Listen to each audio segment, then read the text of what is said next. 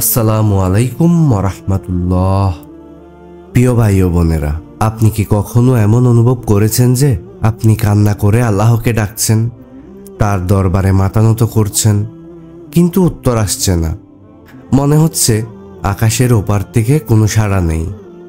কিন্তু সত্যি কি আল্লাহ চুপ থাকেন, নাকি তিনি নীরবে আপনার জন্য এমন কিছু পরিকল্পনা করছেন যা আপনি কল্পনাও করতে পারেন না?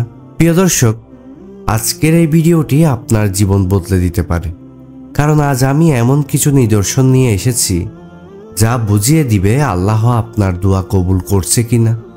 কিন্তু কিভাবে বুঝবেন? আপনি কি নিশ্চিত যে আপনার দোয়া কবুল হয়েছে, নাকি আল্লাহ আপনাকে একটি বিশেষ পরীক্ষার মধ্য দিয়ে নিয়ে যাচ্ছেন? প্রিয় দর্শক, কখনো কি এমন হয়েছে যে আপনি অন্ধকার রাতে চোখের পানি ফেলে আল্লাহকে ডাকছেন, গভীর রাতে নিস্তব্ধতায়, যখন সবাই ঘুমায়, তখন শুধু আপনি আর আপনার দুঃখ? আপনি কাঁদছেন, হাত তুলে বলছেন, হে আল্লাহ, আমি ক্লান্ত, আমি আর পারছি না, আমার দোয়া কি তুমি শুনছো না?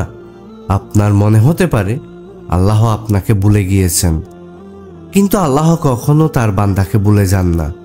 বরং তিনি আপনাকে আরো কাছ থেকে দেখছেন, আপনাকে পরীক্ষা করছেন, যেন আপনার ঈমান আরো শক্তিশালী হয়।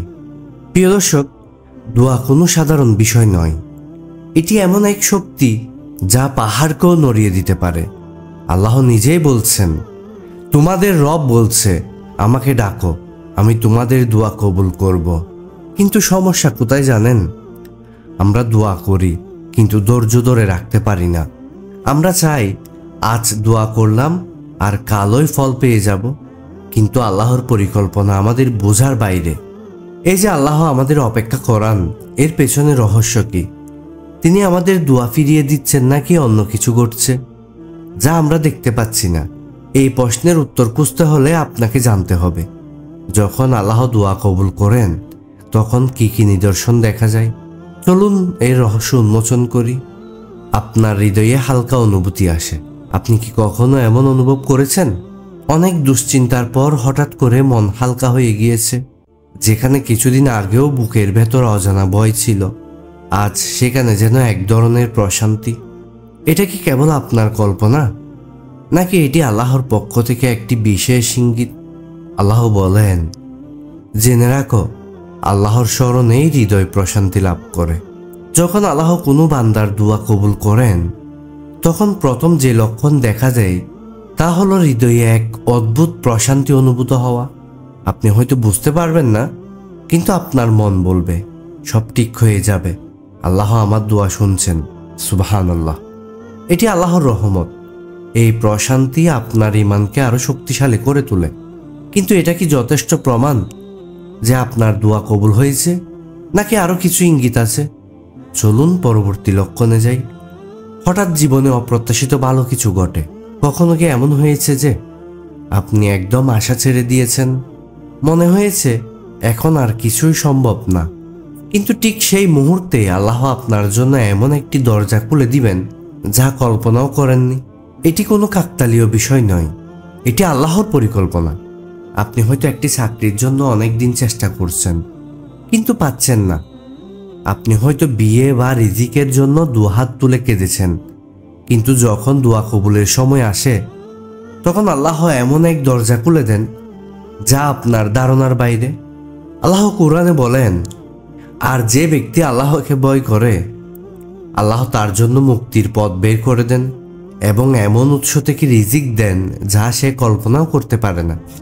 সুতরাং মনে রাখবেন, আপনার দোয়া কবুল হলে আপনার জন্য এমন কিছু ঘটে যাবে যা আপনার চিন্তার বাইরে ছিল। কিন্তু দোয়া কবুলের আরো একটি লক্ষণ আছে যা আরো শক্তিশালী। সেটি হলো আপনার পাপের প্রতি ঘৃণা তৈরি হয়।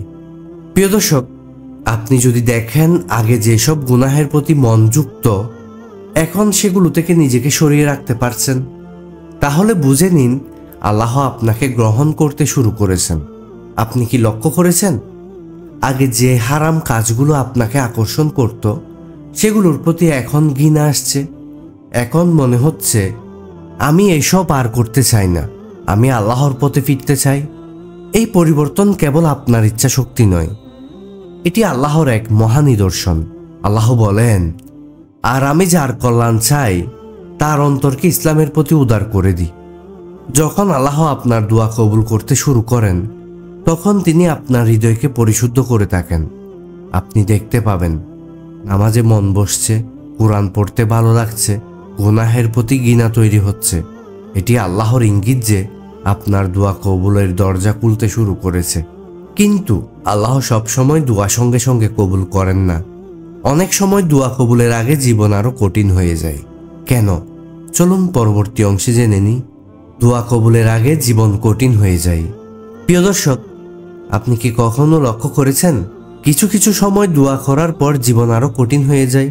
আপনি মনে করেন, আমি তো আল্লাহকে ডেকেছি, কিন্তু কেন আরো বেশি সমস্যা আসছে? এটি কি দোয়া কবুল না হওয়ার লক্ষণ, নাকি এর পেছনে কোনো রহস্য লুকিয়ে আছে? আল্লাহ বলেন, তোমাদের অবশ্যই পরীক্ষা করা হবে ভয়, ক্ষুধা, পরীক্ষা, ধন সম্পদ ও জীবনের ক্ষয়ক্ষতির মাধ্যমে। আর তুমি ধৈর্যশীলদের সুসংবাদ দাও। হ্যাঁ, অনেক সময় আল্লাহ আমাদের পরীক্ষা করেন দোয়া কবুলের ঠিক আগ মুহূর্তে। যেমন ধরুন, হযরত আইয়ুব আলাইহিস সালাম যখন দীর্ঘদিন অসুস্থ ছিলেন, তিনি কখনো হতাশ হননি, ধৈর্য ধরেছিলেন। আর যখন সময় আসলো, আল্লাহ তার দোয়া কবুল করলেন এবং তাকে সুস্থ করে দিলেন। এটি কি কাকতালীয়?